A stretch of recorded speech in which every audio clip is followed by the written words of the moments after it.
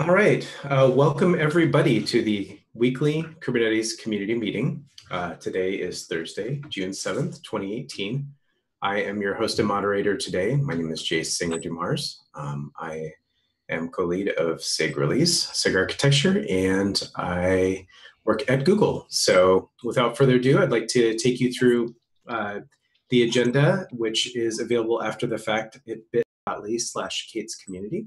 And we're going to start off with a demo of a piece of software called Yugabyte, and Karthik Raghunathan is going to do that, and I'll turn this over to him.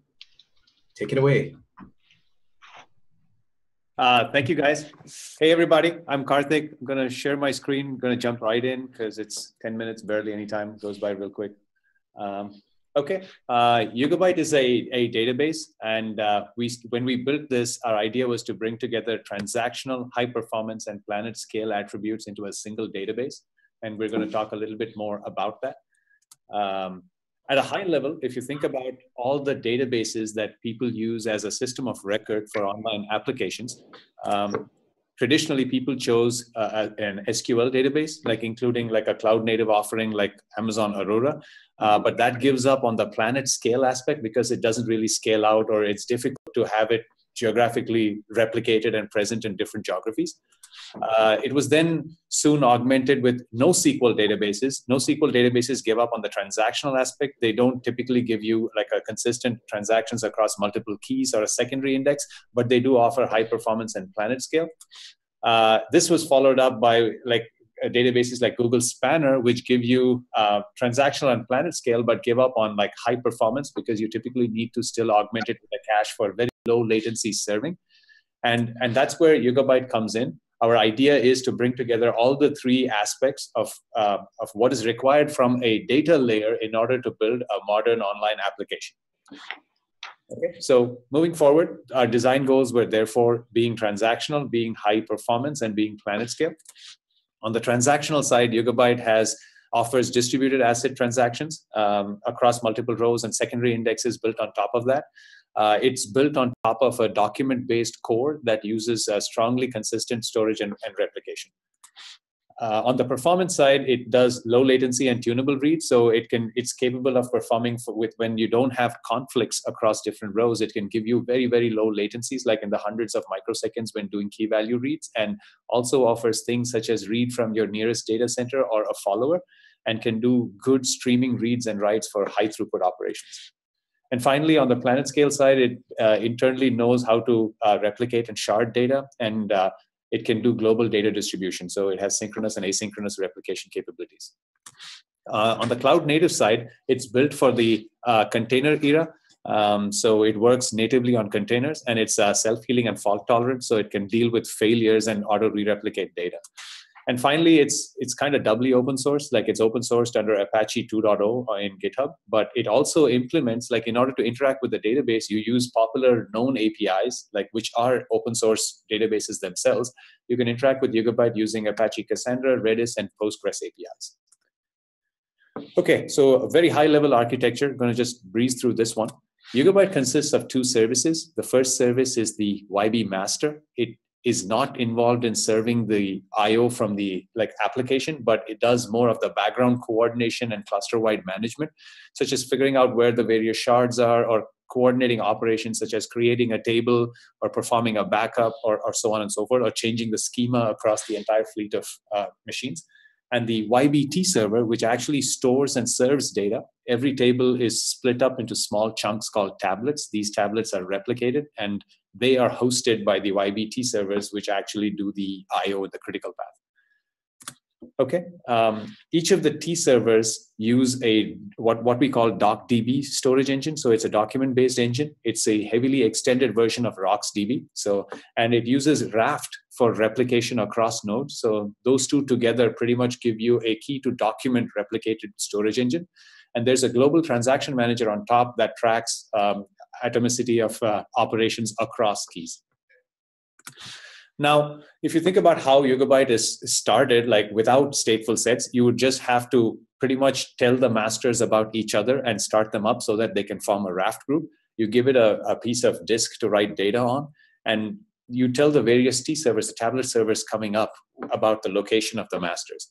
Now, if you think about what stateful sets gives us, it's pretty much the same thing that you would need. And so it's like an ideal fit for a stateful set style application.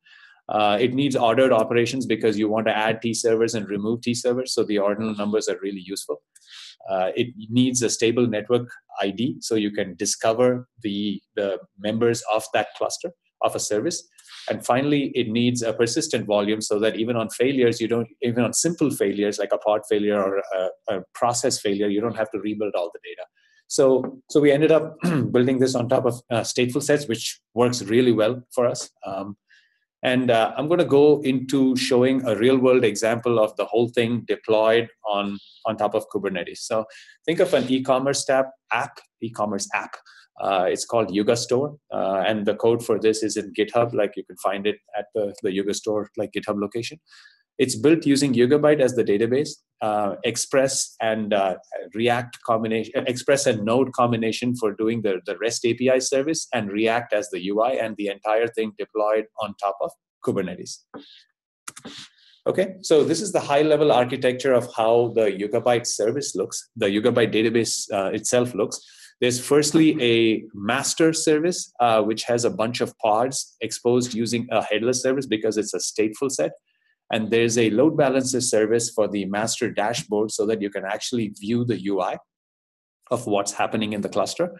There's a tablet server service, or the YBT server service, which is another stateful set, and it has a number of pods within it, which are exposed using a headless service. The tablet servers discover the master using the service name for the master.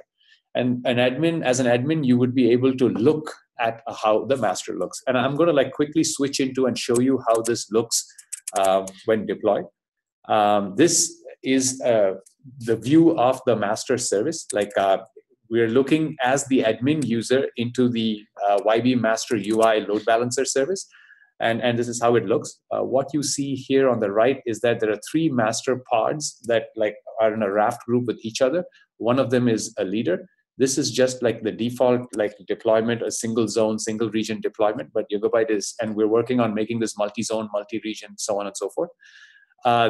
Inside here, there are 3 tablet servers that form a part of a different service, and there's one user table. We can go in and see the user table is a Yuga Store table. We're going to take a look at the actual app. If you go look at the tablet servers, you find that there are 3 tablet server pods, tablet server 0, 1, and 2, and these are the stateful set pods that come up. And they host a number of tablets, and each of them enter a raft group, and they're able to replicate data with consistency. Currently, no reads, no writes going on in the cluster, right? So that's the setup right now. Now, when we introduce our app, the app discovers the database through the tablet servers because they do all the I/O, and it uses the tablet server, the YBT server's service name in order to discover the set of pods. And the app itself is a simple deployment, which has got the entire app packaged in it, and it's stateless, and is exposed to the end user using a load balancer service. Right now, if we go to the app itself is what you'd expect from a bookstore app. It has a number of books. It has some static categories like business books, cookbooks, and so on and so forth. And it has some dynamic categories like the highest rated books, which can change quite frequently as people continue to rate it. And you can go in on any one book and you'll be able to see the details of that book.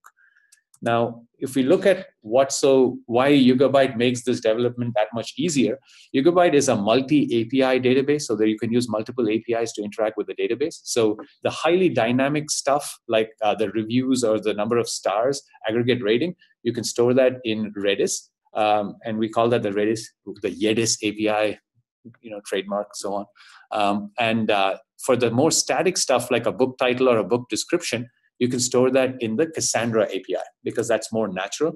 And it's pretty easy to connect to the database in order to extract data from the respective API. So it's like dealing with multiple tables, but different tables have different APIs. The way we deployed the database was simply start up like a stateful set and then deploy the Yuga Store app. which just brings up the deployment, expose the app using a load balancer, and finally, we're going to run a workload and take a look at how it actually runs some load. And all of this, the demo that you're going to see, it runs on GKE, so Google's container engine. So the first thing is, I'm going to show the pods. What you find is there are 3 master pods and 3 tablet server pods with one of the deployment, the one pod, which is a deployment of the app itself. We can very easily connect to the Cassandra side of the house by just connecting to one of the tablet server pods for now.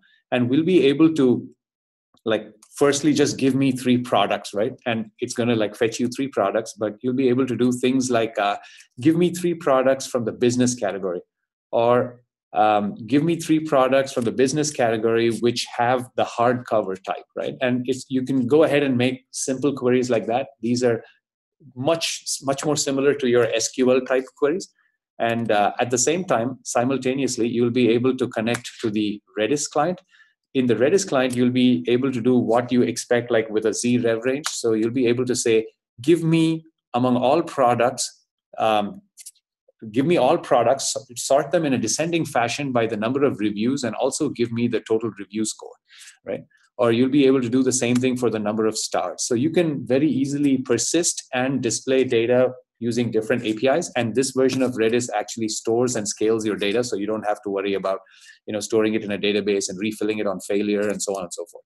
Hey, Karthik, we're actually at time. Okay. And we have a few questions in the chat that I'd love for you to answer, if that's okay.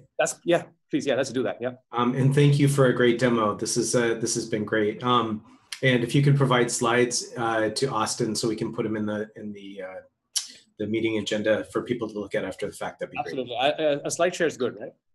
Yes. Josh, can you just ask your questions verbally? Is that okay? Yeah, that's great. Yeah, as soon as I find the mute button. Let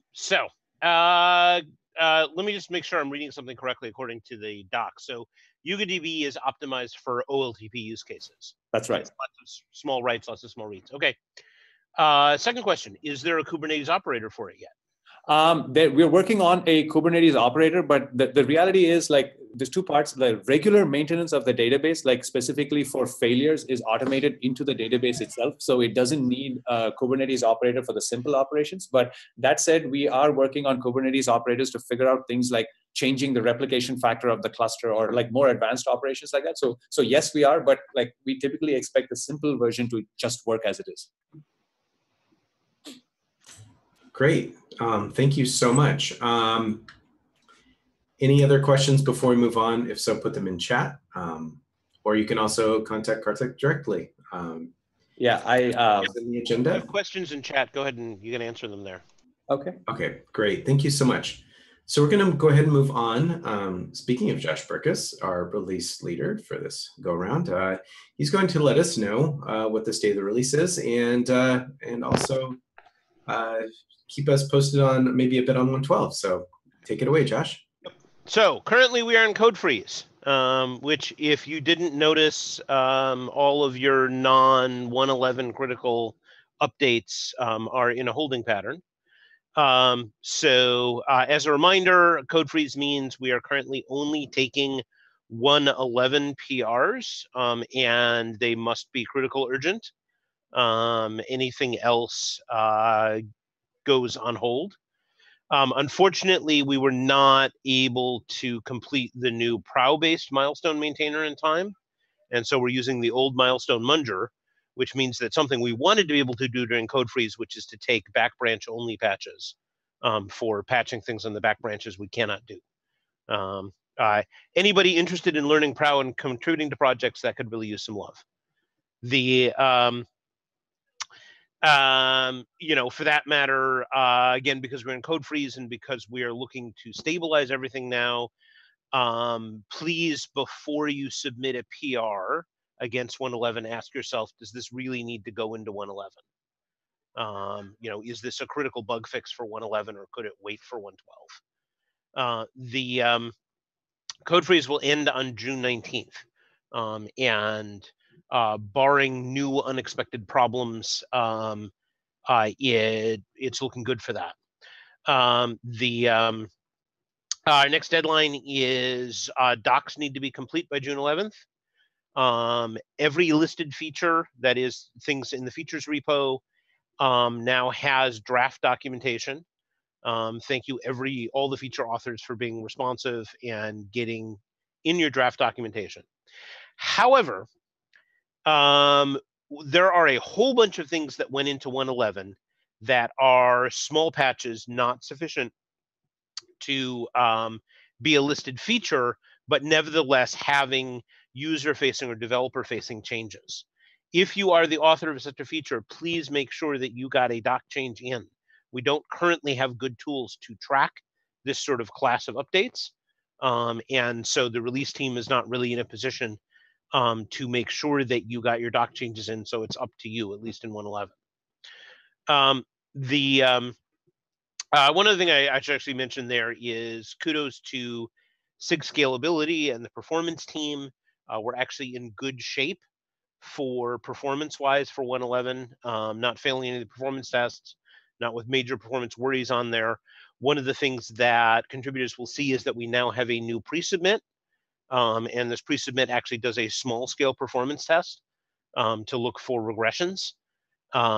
If that is behaving in some wonky way for you, please go to Sig Scalability to ask for help with it.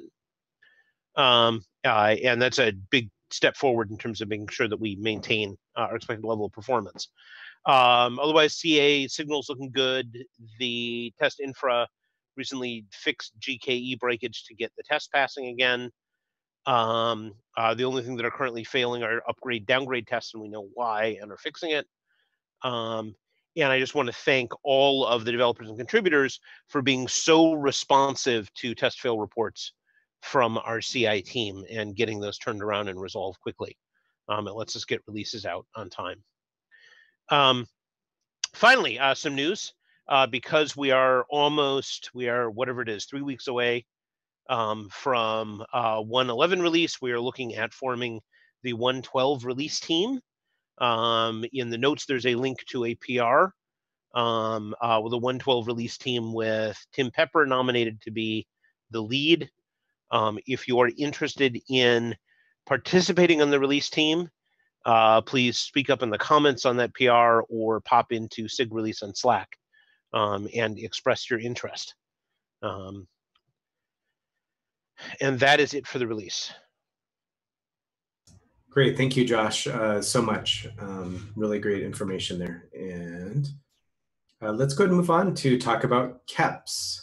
So in case you don't know what a KEP is, it's a way that we track value or enhancements that are put into the Kubernetes ecosystem. So these Kubernetes enhancement proposals are a way to just keep an eye on how we track the state and status of these proposals and how they evolve over time. So there's some metadata. And so essentially, the things that will become new in Kubernetes in the future are going to start out as KEPs. And so it's a relatively new thing in the community. We're trying out and refining and working on that process. But we wanted to take this moment to expose you to that process and also show you some of the cool things that are happening. And so we're going to have Jeff hop on first and give us a overview of Kustomize and the KEP. So go ahead and take it, Jeff. Okay, hi, I'm Jeff from Google. And if you can see my screen right now, I'm showing the instructions or the general idea of what a KEP is. If you're going to write a KEP, you should go read this. And there's really a nice set of simple instructions here about why you would want to do a KEP. Primarily, you want to do something that's standard. You know, it's a proposal that gives you a standard template for how to communicate this idea to other people, how to justify it, and we use that internally. We use a similar process for design. We benefit from having standard templates for design docs, and that's kind of what this is.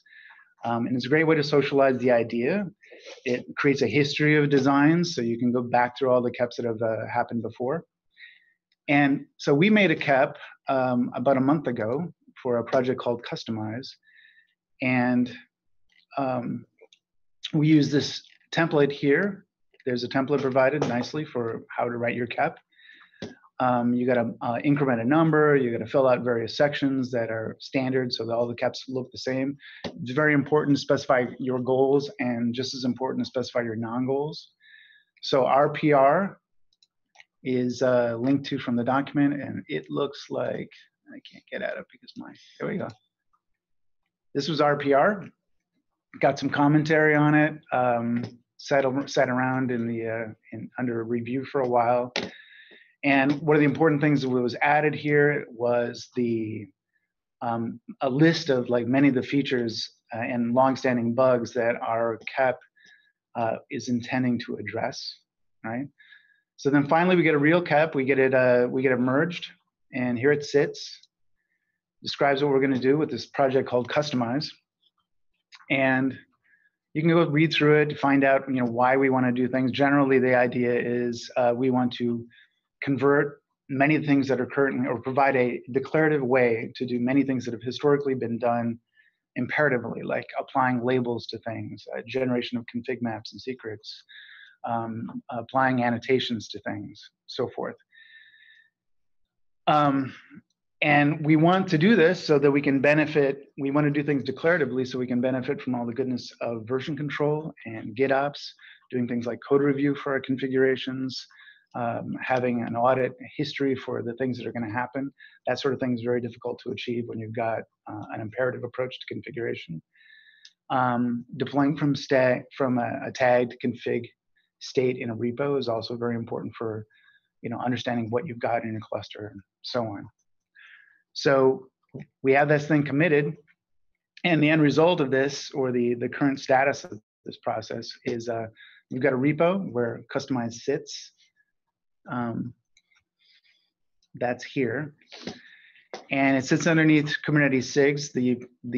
If you go to the README for the project, down at the bottom, it describes that the tool is sponsored by SIG CLI. So one of the aspects of a CAP is you typically look for a SIG sponsorship, right? And the README also links back to the CAP, so there's some notion of origin. Where did this thing come from, and where is it going?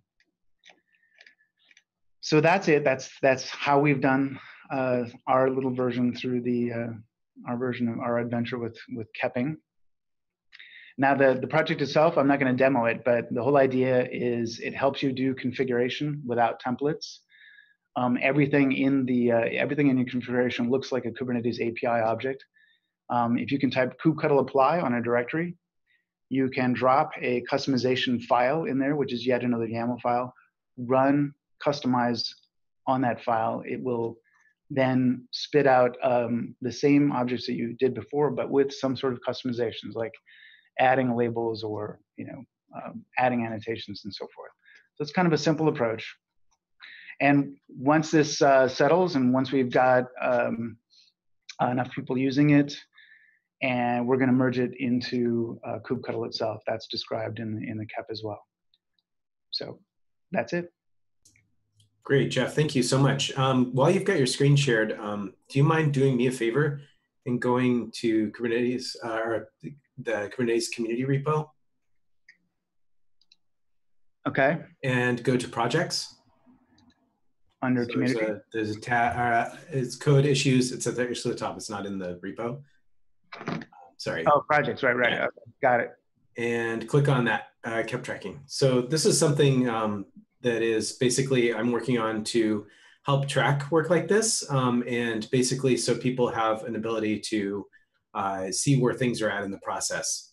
The backlog right now has not been curated, so I'm in the process of doing that. So it'll probably these will be moved across the board, but essentially in the future, as KEPs are going through their life cycle, this will help people quickly just see where things are at. So thanks for being my guinea pig there and showing this. Sure, no problem. So any questions before we move on for Jeff? All right, great. Thank you so much. We're going to move on to Sig Updates, and we're going to start with Sig Multi-Cluster with Quentin Houle. Hi there. Let me share my screen. I have a couple of slides here. How do we do this?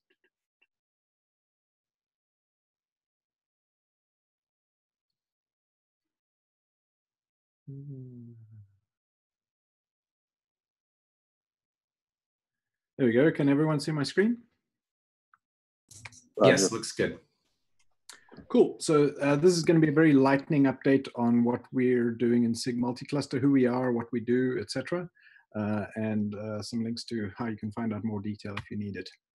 So a quick introduction to the Sig. We're focused on solving common challenges related to management of Kubernetes clusters and management of applications that run inside them. Two of the main, I guess, motivators for this work are the multi-cloud idea, so the ability to run clusters in multiple different cloud providers, and then integrate the management of both the clusters themselves and the applications running in them. At the moment, so the Sig multi-cluster actually started off being called Sig Federation, for those of you who can remember that far back. And we initially focused on doing the federation of multiple clusters together, so creating the illusion that you had, in some senses, a single place to go and deploy your applications, and the intelligence inside that to be able to shard them out across different clusters, different cloud providers, etc. And that is still one of our biggest sub-projects called Cluster Federation.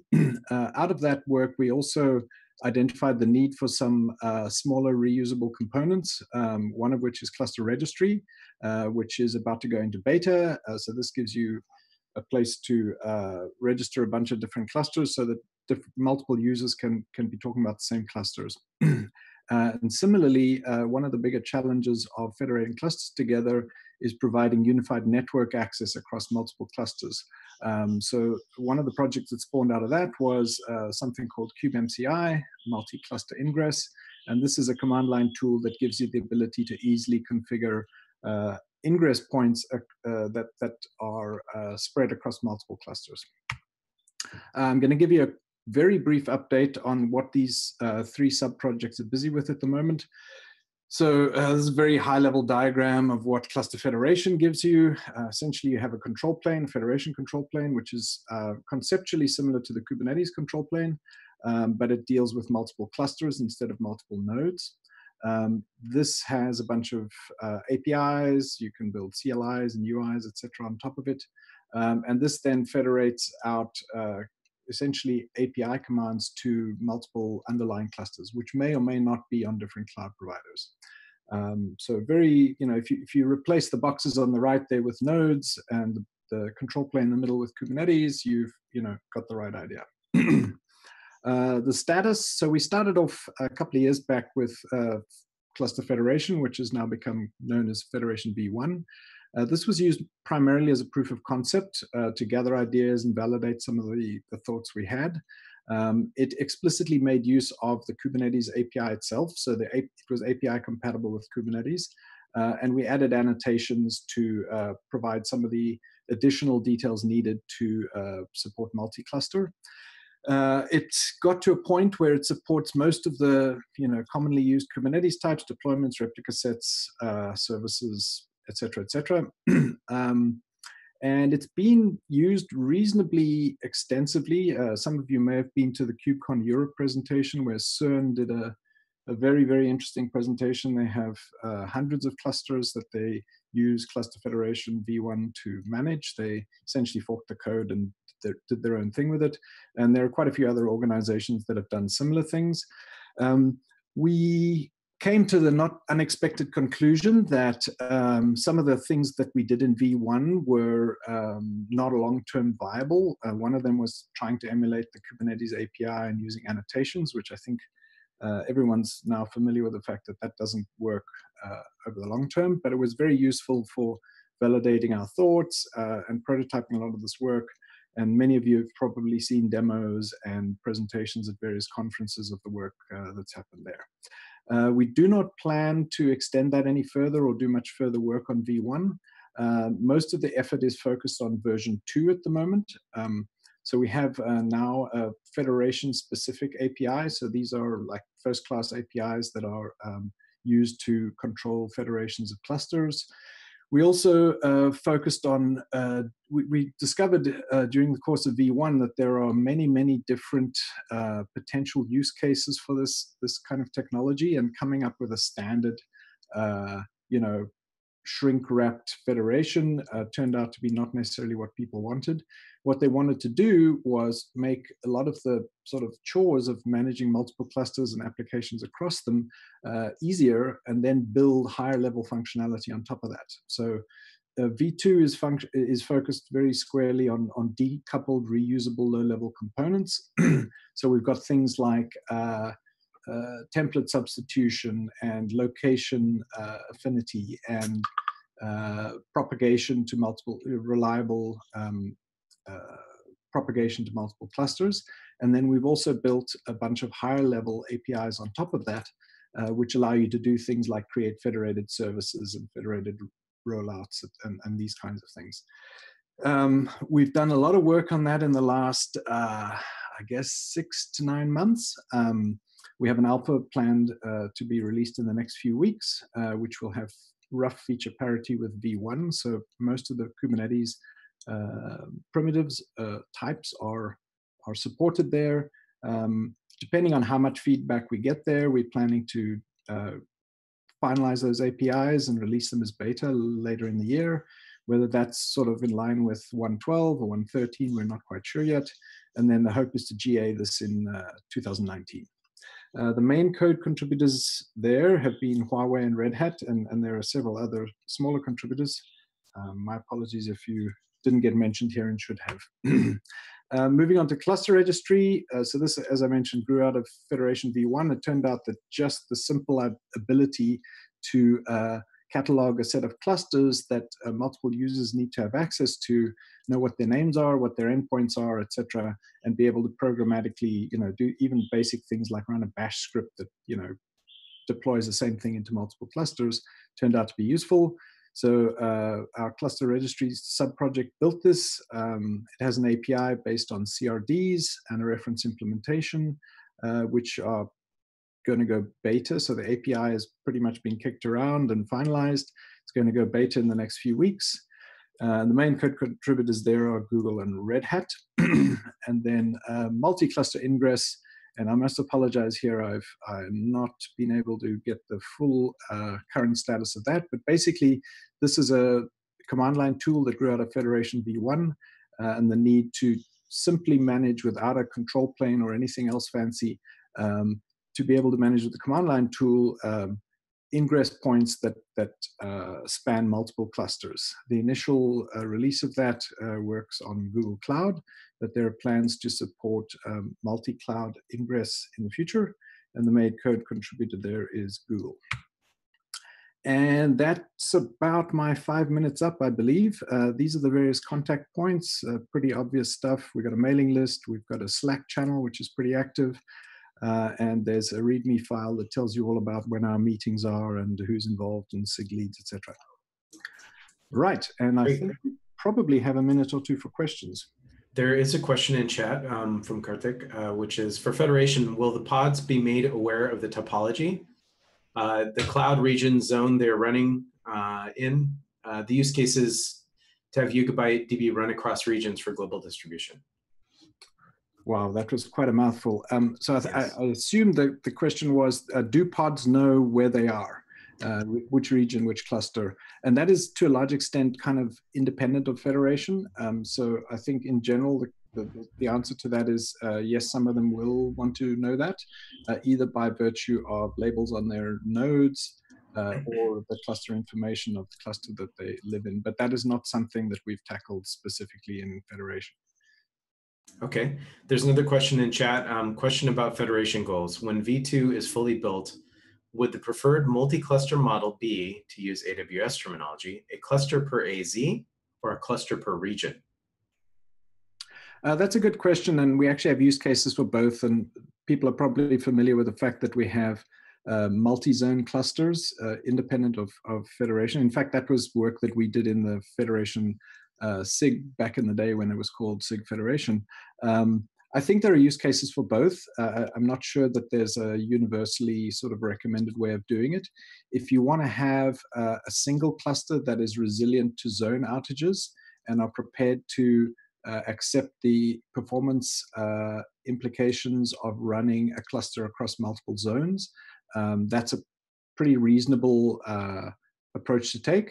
If you want a higher performance cluster that doesn't have to traverse inter-zone networking when running your applications, but you're comfortable with the idea that when that single zone goes away, then your entire cluster is dead, that's also a pretty reasonable approach. I think if I were to speculate, I would guess that once V2 is GA, more people are likely to want to run single zone clusters and federate them with a federation control plane. But it's a very valid use case to do it the other way as well. Okay, fantastic. Thank you so much for the great update. We're going to go ahead and move on to Sig Network, and I believe Tim Hawken is presenting. Oh, I guess I have to stop sharing. Probably. Yes. There we go. Tim, are you in the meeting? Can you hear me? Yeah, I can hear you. You're a little quiet, so if you can be close to the mic, that'd be great. Sure. So I won't be as long as Quentin. I have just a few things. I quickly surveyed the Sig Network community to make sure I covered the most important topics, the most recent and likely most interesting. So in no particular order, we have the ongoing work around multi-network, which is spawned off in a separate working group right now called Network Plumbing. They're focusing really on what would it look like for Kubernetes to support multiple networks, specifically for things like VNF use cases. And it's they're producing a CRD, which describes what they think a network object would look like and how to use it. They've got a reference implementation in a CNI plugin called Multis, which allows you to multiplex different CNI plugins. They're aiming for a V1 of their CRD soon. They say within a month or so. So during the 112 cycle. We've had a lot of discussion recently about this proposal called Network Service Mesh, which is a generalized structure for providing virtual network functions and the things that people have historically done with multiple networks with different interfaces. It's a very interesting proposal. It proposes a new set of APIs which are implemented currently out of core, which is a good thing, and some controllers and a way for for pods to specifically request access to different facets of the network topology, including things that are not necessarily IP based, which I think is an interesting facet of it. We're trying to see if we can unify that work with the multi-network work and with the next topic I'll talk about. It's pretty early right now, but I think it's an interesting proposal. The next topic then would be device plugins. There's this class of networking setups where people are using things like SRIOV, which gives you virtual hardware functions which are limited in number. And we're trying to figure out exactly how that maps into Kubernetes properly. So there's been some proposals and some demonstrations of how people have done it.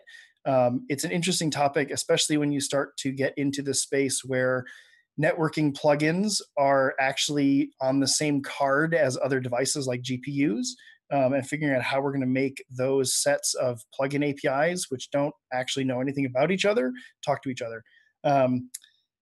So that's just a very ongoing topic. It's challenging because I really don't know how to solve it sort of at all. Good news, Core DNS is GA in 111, which means it is available for anybody who wants to use it in their clusters, and we think that it will actually work. I think it is now the default in kubeadm, and there's a separate KEP for making Core DNS be the default across all of the installers, maybe in the 112 cycle. So for people who are having issues with DNS, maybe give Core DNS a try.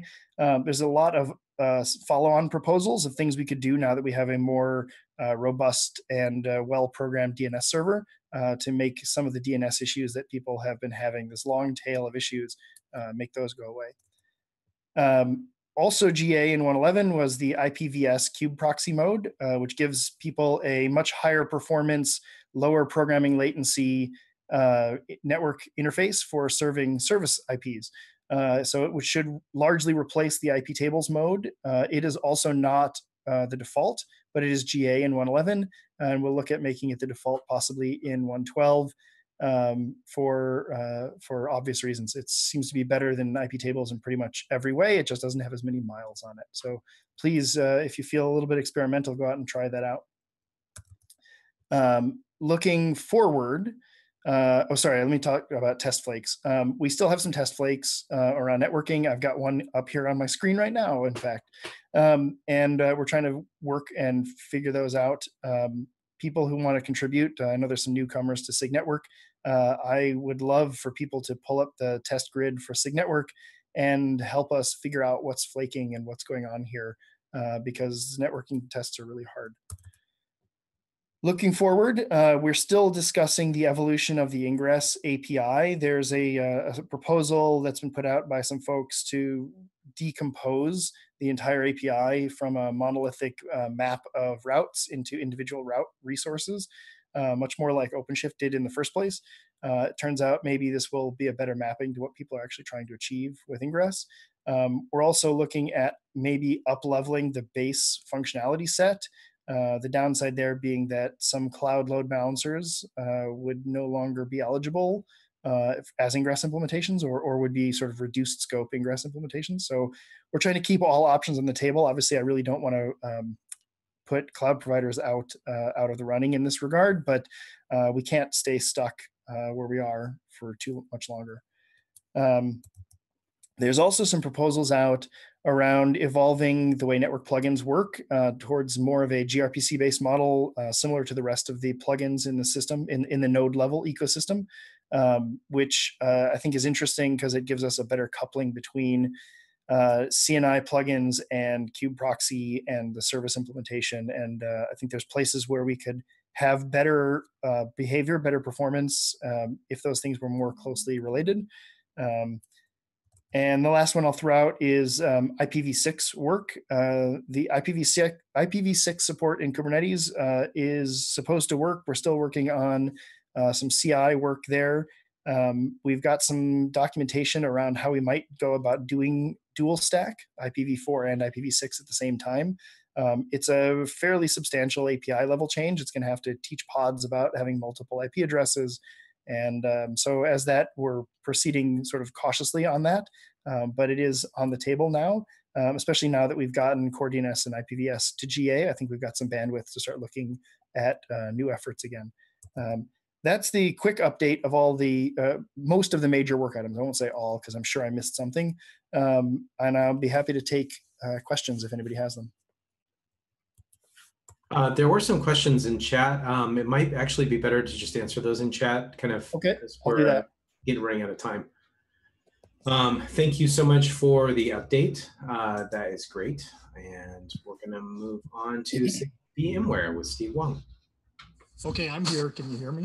And let me move on. Yes, I can definitely hear you. My screen with this presentation back.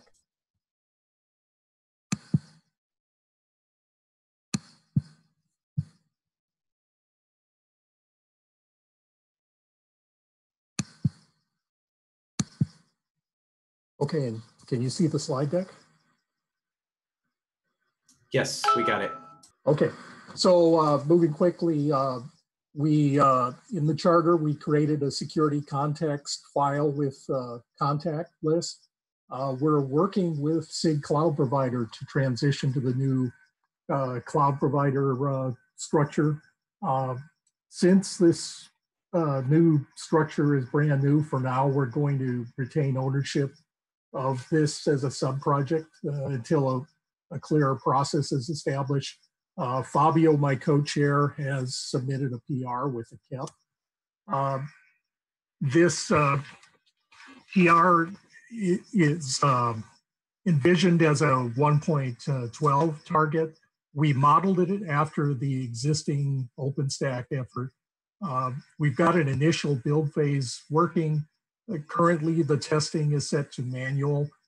We've got some CI definition configuration put in place, but it's not enabled. Our test plan is to engage in the 112 timeframe, this vSphere infrastructure for CI testing. We had a long discussion on this in the last SIG meeting, so if anybody's interested in details of what we're looking at there, I'd encourage you to go look at the Zoom video recording posted on YouTube there. We're possibly looking at creating a working group under the VMware SIG to host this CI testing effort. We have a goal of putting these test results into the overall CI test matrix dashboard. And we also have very early level engagement with the storage SIG regarding hosting testing of VMware, using that VMware infrastructure to host storage tests that are unrelated to the VMware storage provider. Activity, we had 26 people engaged at our last Zoom. Our meeting is immediately after this, so anybody interested in the subject of the VMware SIG, I'd encourage you to jump on right after this meeting ends. Today, we're going to continue discussion of this cloud provider activity, and we've also got a presentation by some people from SAP on the Gardener project as it applied to VMware infrastructure. The link is here. That's it. Thank you. Any questions?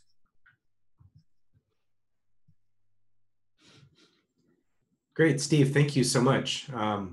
Look forward to great more work from the SIG. So without further ado, we're going to move on to announcements. First part of announcements is a section we call Shoutouts. Shoutouts are actually sourced from the Slack channel, the Kubernetes Slack channel that is also named Shoutouts. So as you traverse the community and the things that you do within the community, you find people who are very helpful and do things that you want to recognize and have them called out here. Just put their name or handle in there, and we will we'll do that. So first one comes about Jennifer Rondeau, who's been working on the weekend to get the 111 docs builds working again. Thank you, Jennifer, for doing that. A recognition for Andrew Kim, who is doing amazing effort in getting SIG Cloud Provider off the ground. Big plus one from me on that. And in the channel, we have a shout out about Christoph Blecker, who basically is quote unquote everywhere, keeping tabs on things and people on track. Cannot possibly say how much I appreciate Christoph, because there are no words sufficient for everything he does. Another shout out to Neolit123, who is also known as Lubomir Ivanov, for really stepping up lately to help with user-facing issues on the kubeadm 111 release and his contributions to the SIG.